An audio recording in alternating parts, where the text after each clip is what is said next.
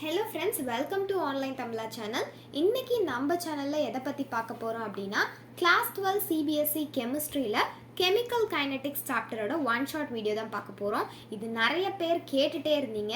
So அதனால தான் இந்த one shot video அப்லோட் பண்றோம். வீடியோக்குள்ள போறதுக்கு முன்னாடி இதுவரைக்கும் இந்த சேனலை subscribe பண்ணாதவங்க subscribe பண்ணிக்கோங்க. லைக் பண்ணுங்க, ஷேர் பண்ணுங்க, and கமெண்ட் பண்ணுங்க. Telegram சேனல்ல ஜாயின் பண்ணாதவங்க இப்போவே போய் ஜாயின் பண்ணிக்கோங்க. ஃபர்ஸ்ட் கமெண்ட்லயும் டிஸ்கிரிப்ஷன்லயும் நான் வந்து பின் பண்ணியிருக்கேன்.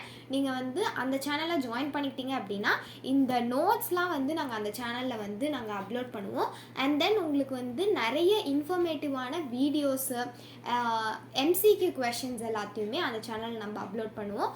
மறக்காமல் நீங்கள் அந்த சேனல்லையும் நீங்கள் போய் ஜாயின் பண்ணிக்கோங்க. நான் ஆல்ரெடி வந்து how to score 70 out of 70 in chemistry அப்படின்னு சொல்லி சில டிப்ஸ் அண்ட் ட்ரிக்ஸ்க்கு ஒரு வீடியோஸ் போட்டிருக்கேன். அந்த வீடியோ பார்க்காதவங்க அந்த வீடியோ போய் பார்த்துட்டு வாங்க. நான் டிஸ்கிரிப்ஷன்லேயும் டேக் அண்ட் ஃபர்ஸ்ட் கமெண்ட்டில் வந்து நான் பின் பண்ணுறேன். ரொம்ப ஈஸியாக நீங்கள் கெமிஸ்ட்ரியில் 70 out of 70 ஸ்கோர் பண்ணலாம். ஸோ அந்த வீடியோ பார்க்காதவங்க அதில் நிறைய இம்பார்ட்டண்டான டாபிக்ஸ் நான் மென்ஷன் பண்ணியிருப்பேன். ஸோ அந்த வீடியோ பார்க்காதவங்களும் போய் அந்த வீடியோ பார்த்துட்டு வாங்க. உங்களுக்கு ரொம்ப யூஸ்ஃபுல்லாக இருக்கும். நான் ஆல்ரெடி சொல்யூஷனோட ஒன் ஷாட் போட்டிருக்கேன். மோஸ்ட் இம்பார்ட்டன்ட் கொஷின்ஸான வீடியோஸும் போட்டிருக்கேன். ஸோ அது எல்லாத்தையும் பார்த்துட்டு இதை வந்து பாருங்கள், உங்களுக்கு ரொம்ப யூஸ்ஃபுல்லாக இருக்கும். சரி, இப்போ வாங்க நம்ம வந்து வீடியோக்குள்ளே போகலாம். கெமிக்கல் கைனடிக்ஸோட இந்த சாப்டரோட ஒன் ஷார்ட் வீடியோ தான் நான் உங்களுக்கு சொல்லிக் கொடுக்க போகிறேன். இது சீக்கிரமாக உங்களுக்கு வந்து ஒரு ஜெஸ்ட் மாதிரி நான் வந்து சொல்லிக் கொடுக்க போகிறேன். இதை வந்து ஏற்கனவே படித்தவங்க உங்களுக்கு வந்து ஈஸியாக ஒரு ரிவிஷன் மாதிரி தான் இந்த ஒன் ஷார்ட் வீடியோ. உங்களுக்கு கிளியராக எக்ஸ்ப்ளனேஷன் கொடுக்க மாட்டோம். ஜஸ்ட் இது ரிவிஷனில் எப்படி எக்ஸ்ப்ளனேஷன் கொடுப்போமோ அந்த மாதிரி தான் நம்ம எக்ஸ்ப்ளனேஷன் கொடுப்போம். சரி, இப்போ வாங்க நம்ம வந்து வீடியோக்குள்ளே போகலாம். ஃபர்ஸ்ட் கெமிக்கல் கைனடிக்ஸ் அப்படின்னா என்னென்னா study of the rate of the reaction and its mechanism. Study of the rate of the reaction and its mechanism is called as a chemical kinetics. What is mean by chemical kinetics னு கேட்டாங்கன்னா நீங்கள் இதான் எழுதணும். Rate of the reaction and its mechanism study பண்ண போகிறது தான் chemical kinetics அப்படின்னு சொல்லுவோம். Rate of the reaction அப்படின்னா என்னென்னு பார்க்கலாம். Rate of the reaction, the factors which affects the rate of the reaction. என்னென்ன ஃபேக்டர்ஸ்லாம் நம்ம ரேட் ஆஃப் த ரியாக்ஷனை அஃபெக்ட் பண்ணுதுன்னு பார்க்கலாம். என்னென்ன ஃபேக்டர்ஸ் அஃபெக்ட் பண்ணுது அப்படின்னா கான்சன்ட்ரேஷன், டெம்பரேச்சர், ப்ரெஷர், கேட்டலிஸ்ட். இந்த 4 திங்ஸ் தான் நம்ம rate of the reaction affect பண்ணுது. இந்த rate of the reaction affect பண்ண போகிறது தான் இந்த ஹோல் சாப்டரே நம்ம பார்க்க போகிறோம். கான்சன்ட்ரேஷனால் எப்படி rate of the reaction affect ஆகுது, டெம்பரேச்சர்னால எப்படி rate of the reaction affect ஆகுது, அண்ட் இட்ஸ் ப்ரெஷர், கேட்டலிஸ்ட் மூலயமா எப்படிலாம் rate of the reaction affect ஆகுது தான் இந்த ஹோல் சாப்டரே. ஸோ இப்போ வாங்க நம்ம ஃபஸ்ட்டு என்னென்னு பார்க்கலாம். ஃபர்ஸ்ட் வந்து வெரி ஃபாஸ்ட் ரியாக்ஷன் வந்து 3 டைப்ஸாக வந்து பிரிக்கிறாங்க. என்னென்னா very fast reaction, very slow reaction, moderate reaction. Very fast reaction அப்படின்னா என்னென்னா which is involving the ions involve ஆயிருந்துச்சு அப்படின்னா which is very fast reaction அப்படின்னு சொல்லுவோம். எக்ஸாம்பிள்ஸ் என்ன அப்படின்னு பார்த்தீங்கன்னா precipitation of the silver chloride, இது வந்து இன்ஸ்டன்டேனியஸ் ப்ராசஸ்ன்னு சொல்லுவாங்க. இந்த மாதிரி வந்து இதுதான் வெரி ஃபாஸ்ட் ரியாக்ஷனுக்கு எக்ஸாம்பிள்.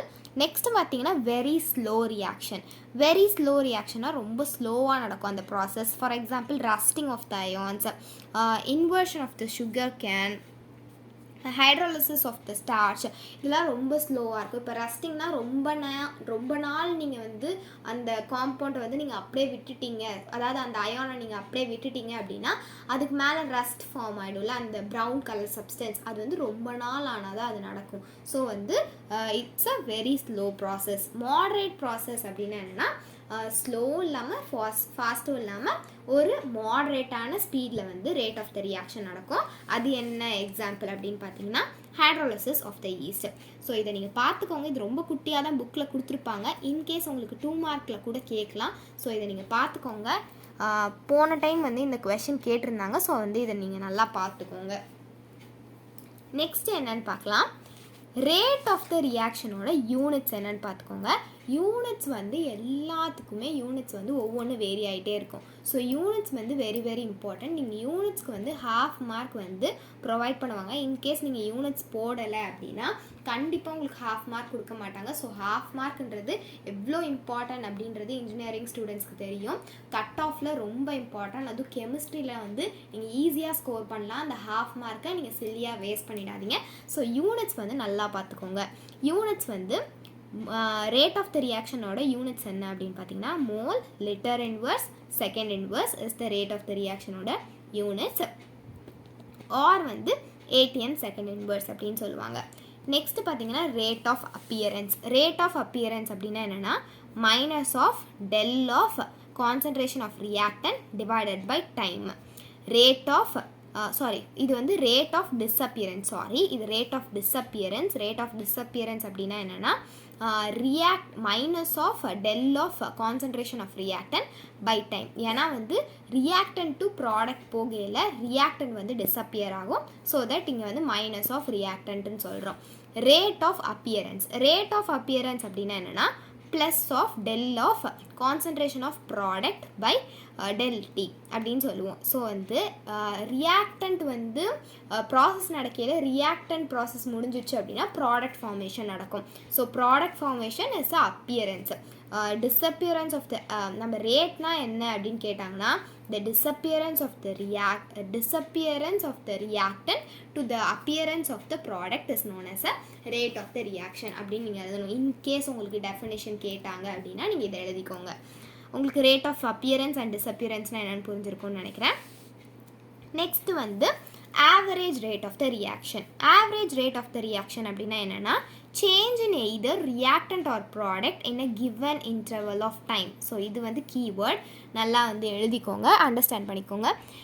கிவன் இன்டர்வல் ஆஃப் டைமில் வந்து average rate of the reaction வந்து நம்ம வந்து change in either reactant or product in a given interval of time is called as a average rate of the reaction னு சொல்லுவாங்க. So இது வந்து important keyword. இது எழுதலைன்னா உங்களுக்கு கண்டிப்பாக மார்க் போட மாட்டாங்க. இந்த டெஃபினேஷன் எழுதிட்டு நீங்கள் இந்த கிராஃப் போடணும். கிராஃப் போகிறதுக்கு முன்னாடி இந்த ஈக்குவேஷன் எழுதணும். Average rate equal to minus of del of reactant divided by del T and average rate equal to del T. First ரியாக்டன்ட்டுக்கு ஆவரேஜ் ரேட் எப்படி சேஞ்ச் ஆகும்னு எழுதணும். ப்ராடக்ட்க்கு எப்படி வந்து ஆவரேஜ் ரேட் சேஞ்ச் ஆகுது அப்படின்னு எழுதணும். ரியாக்டன்ட்கான கிராஃப் இது, ப்ராடக்ட்கான கிராஃப் இது. ஸோ ரியாக்டன்ட்டுக்கு ரேட் வந்து எப்படி சேஞ்ச் ஆகும் அப்படின்னா இப்படி கர்வ் வந்து வரும் உங்களுக்கு கிராஃபில்.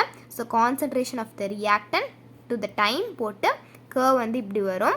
ஸோ இந்த கிராஃப் நீங்கள் பார்த்துக்கோங்க. அண்ட் தென் கான்சன்ட்ரேஷன் ஆஃப் ப்ராடக்ட்க்கு வந்து வித் ரெஸ்பெக்ட் டு டைம் வந்து உங்களுக்கு கர்வ் வந்து இப்படி வரும். ஸோ இந்த ரியாக்டன்ட் அண்ட் ப்ராடக்ட் வந்து இப்போ இன்கேஸ் உங்களுக்கு average rate of the reaction நீங்கள் டிஃபைன் பண்ணுங்கள் அப்படின்னு கேட்டாங்க அப்படின்னா நீங்கள் என்ன எழுதணும்னா change in either reactant or product in given interval of time. இந்த ஆவரேஜ் ரேட் ஃபார் ரியாக்டன்ட் எழுதி ரியாக்டன்ட்டோட graph, average rate for the product எழுதி ப்ராடக்டோட கிராஃப் நீங்கள் போடணும். நெக்ஸ்ட்டு பார்த்தீங்க அப்படின்னா instantaneous rate of the reaction. Instantaneous அப்படின்னா நமக்கு என்னன்னு தெரியும், சட்டுன்னு நடக்குது, ஃபாஸ்ட்டாக நடக்கிறது தான் instantaneous rate. Change in either reactant or product at a particular instant of time for a given temperature is known as a instantaneous rate. So ஒரு பர்டிகுலர் டைம் இன்ஸ்டன்ட் ஆஃப் டைமில் வந்து நடக்கிறது தான் வந்து instantaneous rate of the reaction அப்படின்னு சொல்லுவோம். So இதுக்குமே அப்படி தான் நம்ம வந்து ஆவரேஜுக்கு வந்து நம்ம வந்து டெல் ஆஃப் ரியாக்டன்ட் யூஸ் பண்ணுறோம். இதில் வந்து நீங்கள் இன்ஸ்டன்டேனியஸ்க்கு டிஃப்ரென்ஷியேஷன், அதாவது டி போடணும். Minus of D of reactant by D T which is equal to D of product by D T அப்படின்னு எழுதணும். இதே தான் வந்து ரேட் ஆஃப் த ரியாக்ஷன் அப்படின்னா டிஃப்ரென்ஷியல் ரேட் ஆஃப் த ரியாக்ஷன்னு கேட்டாங்க, write the differential rate of the reaction அப்படின்னு கேட்டாங்கன்னா நீங்கள் இந்த மாதிரி தான் எழுதணும்.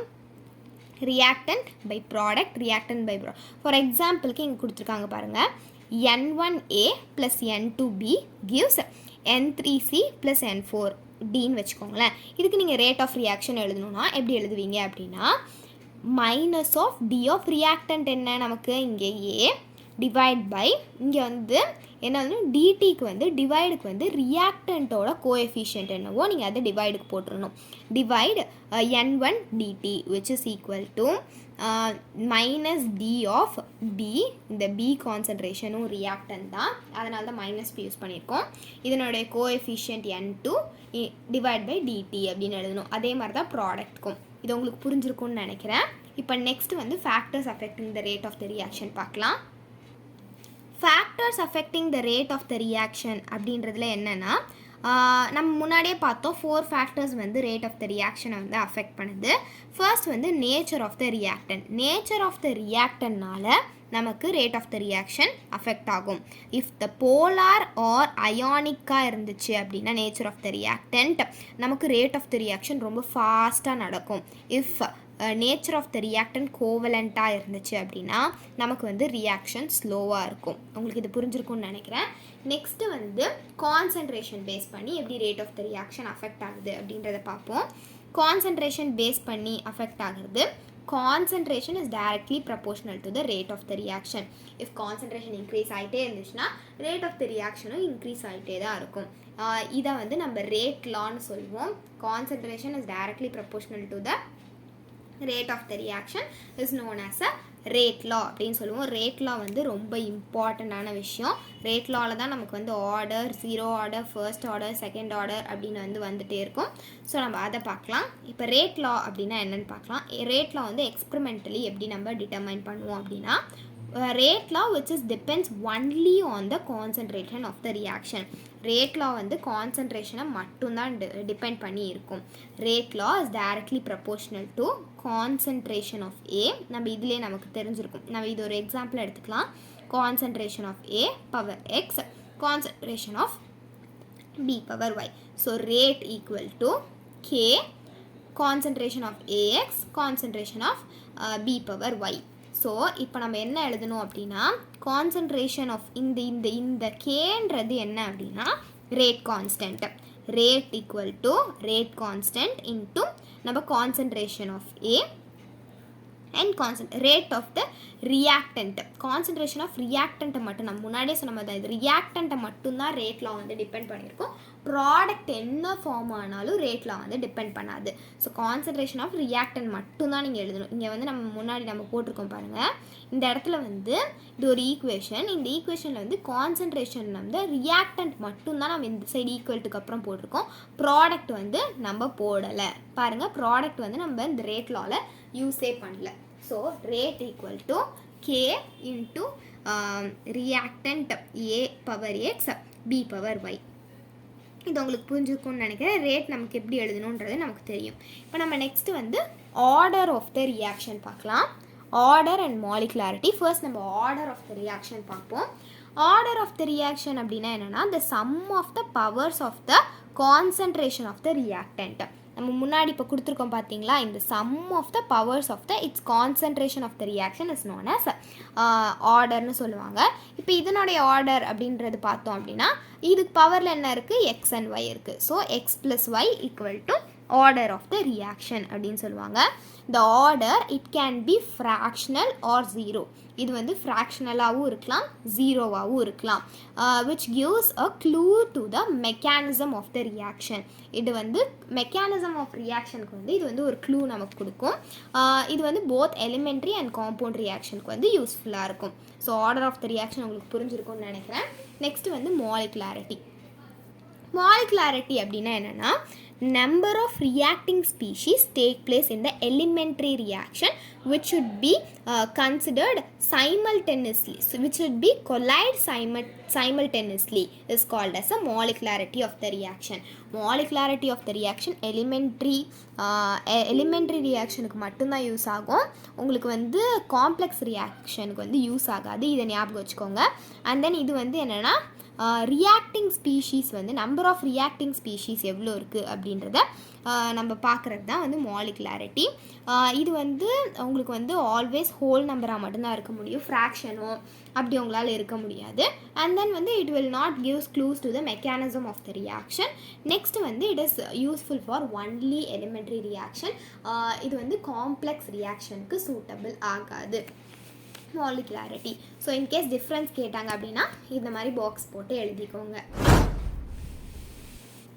இப்போ நெக்ஸ்ட் பார்த்தீங்க அப்படின்னா zero order reaction. Zero order ரியாக்ஷன்னு உங்களுக்கு கொஷனில் கேட்கலாம். இல்லைன்னா the order of the reaction which does not depends on the concentration of the reactant அப்படின்னு உங்களுக்கு கேட்கலாம். which order of the reaction does not depends on the concentration of the reactant அப்படின்னா zero order of the reaction. ஏன்னா உங்களுக்கு வந்து கான்சன்ட்ரேஷனோட power வந்து உங்களுக்கு ஜீரோவாக இருக்கும். ஸோ வந்து இப்போ ஆர்டர் வந்து உங்களுக்கு ஜீரோவாக இருந்துச்சு அப்படின்னா, ஆர்டர் ஜீரோவாக இருந்துச்சுன்னா நம்ம என்ன ஆர்டர்னால் என்னென்னு படித்தோம், the sum of the power of the concentration. So பவரே உங்களுக்கு ஜீரோவாக இருந்துச்சுன்னா anything power 0 is equal to 1. So வந்து உங்களுக்கு த கான்சன்ட்ரேஷனை டிபெண்ட் பண்ணியிருக்காது. ரேட் ஈக்குவல் டு கே அப்படின்னு தான் வரும் உங்களுக்கு. இதனுடைய கிராஃப் பார்த்துக்கோங்க. அண்ட் தென் கேக்கு வந்து எப்படி ஃபார்முலா அப்படின்றத பார்த்துக்கோங்க.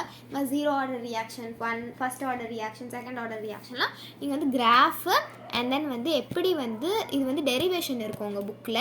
அந்த டெரிவேஷன் பார்த்துக்கோங்க. Zero order, first order, second ஆர்டரில் எப்படி டிரைவ் பண்ணுறாங்க அப்படின்றத பார்த்துக்கோங்க. இன்கேஸ் அது கூட உங்களுக்கு கேட்பாங்க. ஸோ அது எப்படின்னு பார்த்துக்கோங்க. நான் அது இங்கே மென்ஷன் பண்ணல, ஆனால் நீங்கள் அதை வந்து பார்த்துக்கோங்க. ஸோ வந்து இப்போ rate constant for zero order reaction equal to concentration of R0 minus R by T.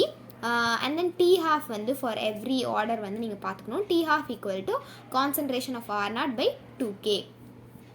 இது வந்து நீங்கள் பார்த்துக்கோங்க. இது ஜஸ்ட் ரிவிஷன், அதனால தான் நான் இப்படி ஃபாஸ்ட்டாக போகிறேன். டீட்டெயில் வீடியோ வந்து இப்போ உங்களுக்கு லாஸ்ட் மினிட்னால அப்லோட் பண்ண முடியல, சாரி ஃபார் தட். நெக்ஸ்ட் வந்து நீங்கள் வந்து கிராஃப் மென்ஷன் பண்ணிக்கோங்க. ஸ்லோப் வந்து இப்படி இருக்கும் கான்சன்ட்ரேஷன் டைமுக்கு. ஸோ வந்து இன்கேஸ் ஜீரோ ஆர்டர் ரியாக்ஷன்லாம் என்னென்னு கேட்டாங்கன்னா நீங்கள் டிரைவ் பண்ணிக்கோங்க, உங்கள் புக்கில் இருக்கும். And then which does not depends on the concentration எழுதிக்கோங்க. இது எழுதிட்டு கே எப்படி வந்துச்சுன்னு உங்கள் புக்கில் இருக்கும். அண்ட் தென் டி ஹாஃப் எப்படி வந்துச்சுன்னு உங்கள் புக்கில் இருக்கும். இது எழுதிட்டு ரெண்டுத்தையும் பாக்ஸ் பண்ணிவிட்டு இந்த கிராஃப் போட்டிங்க அப்படின்னா உங்களுக்கு ஃபுல் 3 மார்க் வந்து உங்களுக்கு கொடுத்துருவாங்க. நெக்ஸ்ட்டு பார்த்தீங்க அப்படின்னா first order reaction. First order reaction அப்படின்னாலும் உங்களுக்கு அதே மாதிரி தான் ஜீரோ ஆர்டர் ரியாக்ஷனுக்கு நான் சொன்ன மாதிரி தான் எப்படி டெரிவேஷன் நீங்கள் பார்த்துக்கோங்க. நாங்கள் கிராஃபும் அதனுடைய ஃபார்முலாவும் தான் நான் மென்ஷன் பண்ணியிருக்கேன். நீங்கள் டெரிவேஷன் எப்படின்றத நீங்கள் உங்கள் புக்கில் பார்த்துக்கோங்க. நான் திருப்ப சொல்கிறேன், டெரிவேஷன் உங்களுக்கு கேட்கக்கூடிய வாய்ப்பு இருக்குது. ஸோ நீங்கள் டெரிவேஷன் பார்த்துக்கோங்க புக்கில், ஓகேங்களா. இப்போ வந்து கிராஃப் வந்து ஃபஸ்ட்டு கே ஈக்குவல் டு, அதாவது rate constant equal to 2.303 by T log of concentration of R0 by R. And then R equal to concentration of R equal to R0 e power minus KT.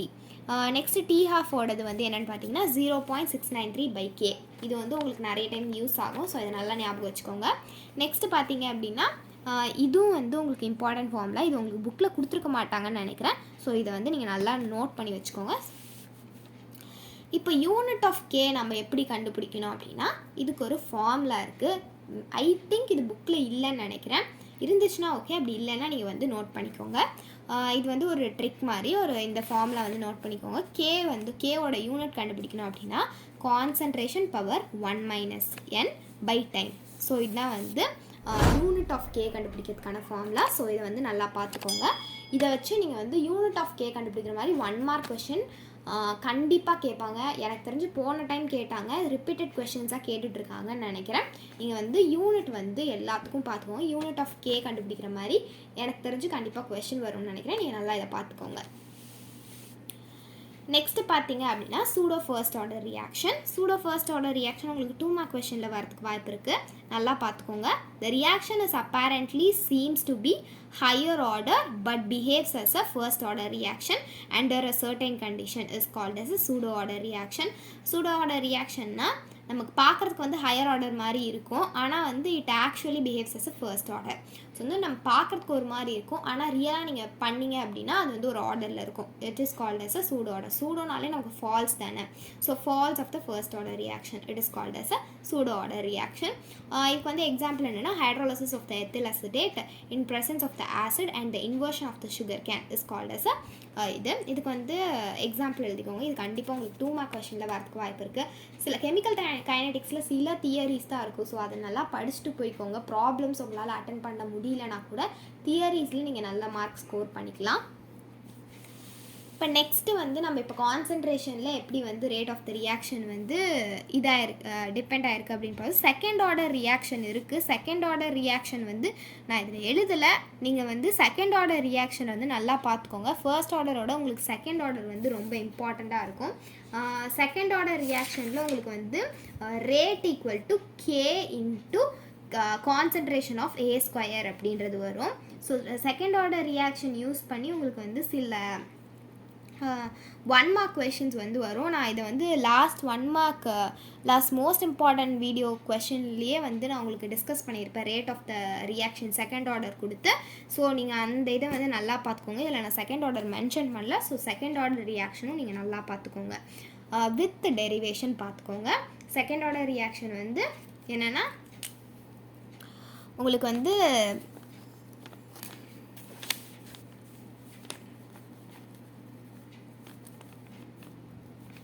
Second order ரியாக்ஷனில் வந்து உங்களுக்கு வந்து rate equal to K into A square அப்படின்றது வரும். இதை நல்லா பார்த்துக்கோங்க. And தென் அதனுடைய D half வேல்யூஸும் நீங்கள் பார்த்துக்கோங்க, K and T half values. Next வந்து இப்போ நம்ம வந்து டெம்பரேச்சர் பேஸ் பண்ணி பார்ப்போம். டெம்பரேச்சர் பேஸ் பண்ணி அப்படின்னு நீங்கள் பார்த்தீங்கன்னா rate of the reaction which is directly proportional to the temperature. If the rate வந்து டபுளாக இருந்துச்சுன்னா temperature increases to the 10 degree Celsius. இது பார்த்துக்கோங்க. வைன்னு இதுக்கு கொஷின் கேட்பாங்க.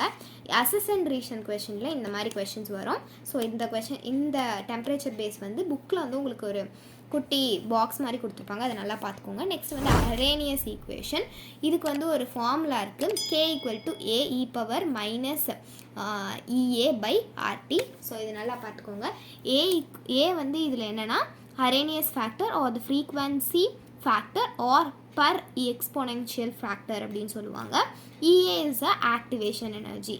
ஆக்டிவேஷன் எனர்ஜியோட யூனிட் வந்து ஜூல் மோல் இன்வர்ஸ். ஆக்டிவேஷன் எனர்ஜியோட டெஃபினேஷனும் நீங்கள் பார்த்துக்கணும். அதுவும் ஒரு இம்பார்ட்டன்ட் 2 மார்க் கொஷின். ஸோ அது வந்து இம்பார்ட்டண்டான விஷயம், நீங்கள் அதுவும் பார்த்துக்கோங்க. இப்போ நான் வரேன் நெக்ஸ்ட் ஆக்டிவேஷன் எனர்ஜிக்கு. ஆக்டிவேஷன் எனர்ஜி பற்றி நம்ம லாஸ்ட் வீடியோலேயே டிஸ்கஸ் பண்ணியிருப்போம். அதே மாதிரி தான், the energy required to form the intermediate is called as activation energy. It is activation energyக்கு வந்து ஃபார்முலா இருக்குது. activation energy equal to threshold energy minus of average energy possessed by the reactant is known as activation energy. இதுக்கு வந்து graph இருக்குது. activation energyன்னு கேட்டாங்கன்னா இந்த definition, இந்த equation with இந்த graph போட்டிங்க. அண்ட் தென் வந்து உங்களுக்கு வந்து இந்த ஃபார்முலா நீங்கள் எழுதுனீங்க அப்படின்னா உங்களுக்கு வந்து ஆக்டிவேஷன் எனர்ஜி முடிஞ்சுது. ஸோ இந்த இதை நல்லா நோட் பண்ணி வச்சுக்கோங்க. ஆக்டிவேஷன் எனர்ஜிக்கு என்னென்னா log k2 minus k1 equal to EA by 2.303. உங்களுக்கு வந்து இந்த சாப்டர் பொறுத்த வரைக்கும் நீங்கள் எல்லா ஃபார்முலாஸையும் நல்லா மெமரி பண்ணிக்கோங்க. ஃபார்முலாஸ் தெரிஞ்சாலே நீங்கள் சம்ஸ் வந்து ஈஸியாக சால்வ் பண்ணிடலாம். உங்களுக்கு எல்லாமே கொடுத்துருப்பாங்க, கிவன் தான். அதை நீங்கள் எடுத்துகிட்டு போய் ஃபார்முலாவில் சப்ஸ்டியூட் பண்ணிக்கிட்டு ஆன்சர் கண்டுபிடிச்சாலே போதும். லாக் டேபிள் நல்லா படிச்சுக்கோங்க. லாக் வந்து யூஸ் பண்ணி உங்களுக்கு வந்து வரும். லாக் டேபிள் உங்களுக்கு கொடுத்துருவாங்க. ஸோ லாக் யூஸ் பண்ணி, இல்லைனா லாக் வேல்யூஸ் உங்களுக்கு கொடுத்துருவாங்க, அதை யூஸ் பண்ணி நீங்கள் வந்து பண்ணிக்கணும். நெக்ஸ்ட்டு பார்த்தீங்க அப்படின்னா effect of catalyst effect use பண்ணி என்ன ஆகுது அப்படின்றத பார்க்கலாம். Catalyst is inversely proportional to EA. So வந்து கேட்டலிஸ்ட் யூஸ் பண்ணால் எப்படி ரியாக்டன் அண்ட் ப்ராடக்ட் இருக்கும், இப்போ அதே மாதிரி கேட்டலிஸ்ட் யூஸ் பண்ணல அப்படின்னா எப்படி இருக்கும்னு சொல்லி இங்கே ஒரு கிராஃப் இருக்குது. இதை பார்த்துக்கோங்க. இந்த கிராஃப் யூஸ் பண்ணி உங்களுக்கு மேபி கேஸ் பேஸ்ட் ஒரு அசஸ்மெண்ட் வரதுக்கு வாய்ப்பு இருக்குது. ஸோ இதை பார்த்துக்கோங்க. Gibbs free energy does not change by adding the catalyst. இதுக்கு வந்து போன டைம் வந்து இது வந்து உங்களுக்கு அசஸ் அண்ட் ரீசன் கொஸ்டினில் கேட்டிருந்தாங்கன்னு நினைக்கிறேன். கிப்ஸ் ஃப்ரீ எனர்ஜி யூஸ் பண்ணால் உங்களுக்கு கேட்டலிஸ்ட் சேஞ்ச் ஆகுமா ஆகாதா அப்படின்னு. ஸோ இந்த இதை வந்து நல்லா பார்த்துக்கோங்க. நெக்ஸ்ட்டு கொலிஷன் தியரி அவ்வளோவா கேட்க மாட்டாங்க, இட்ஸ் ஜஸ்ட் ரீட் பண்ணிக்கோங்க. ஸோ அவ்வளோதான் ஃப்ரெண்ட்ஸ், கெமிக்கல் கைனடிக்ஸோட 1 ஷார்ட் வீடியோ முடிஞ்சிடுச்சு. ஸோ வந்து இந்த வீடியோ உங்களுக்கு ரொம்ப யூஸ்ஃபுல்லாக இருக்கும்னு நான் நம்புகிறேன். இந்த மாதிரி ஒரு இன்ஃபர்மேட்டிவான வீடியோஸ்லாம் உங்களுக்கு வேணும்னு நினச்சிங்கன்னா மறக்காமல் ஆன்லைன் தமிழா சேனலை சப்ஸ்கிரைப் பண்ணிக்கோங்க. லைக் பண்ணுங்கள், ஷேர் பண்ணுங்கள், கமெண்ட் பண்ணுங்கள். அண்ட் தென் வந்து நீங்கள் அதிகமாக லைக் கொடுக்க தான் நான் வந்து நிறைய வீடியோஸ் போடலான்னு எனக்கு தோணிகிட்டே இருக்கும். ஸோ வந்து நிறைய லைக்ஸ் கொடுங்க. நிறைய கமெண்ட்ஸ் பண்ணுங்கள். உங்கள் கமெண்ட்ஸ்க்கு நான் கண்டிப்பாக ரிப்ளை பண்ணுறேன். டெலகிராம் சேனலில் ஜாயின் பண்ணிக்கோங்க. அண்ட் தென் வந்து கீப் ஆன்லைன் தமிழா கூட டச்லேயே இருங்க. எக்ஸாம்ஸ் முடிஞ்சாலும் வந்து உங்களுக்கு இன்ஜினியரிங் ரிலேட்டட் டீட்டெயில்ஸ் வந்து அப்லோட் பண்ணுவாங்க. பைத்தான் எக்ஸாம்ஸ்க்கு உங்களுக்கு வந்து இன்னொரு மேம் வந்து இருக்காங்க. அவங்க வந்து உங்களுக்கு வந்து பைத்தான் ஒன் ஷார்ட்ஸ் வீடியோஸ்லாம் வந்து உங்களுக்கு அப்லோட் பண்ணியிருக்காங்க. அதனுடைய பிளேலிஸ்ட்டையும் நான் என் கார்டில் மென்ஷன் பண்ணுறேன். இன்கேஸ் சிஎஸ்சி ஸ்டூடெண்ட்ஸாக இருந்தீங்கன்னா அந்த பிளேலிஸ்ட்டையும் நீங்கள் போய் பாருங்க. இந்த வீடியோ உங்களுக்கு இன்ஃபர்மேட்டிவாக இருக்கும்னு நினைக்கிறேன். அப்படி இருந்துச்சுன்னா சப்ஸ்கிரைப் பண்ணுங்கள், லைக் பண்ணுங்கள், ஷேர் பண்ணுங்கள். தேங்க்ஸ் ஃபார் வாட்சிங்.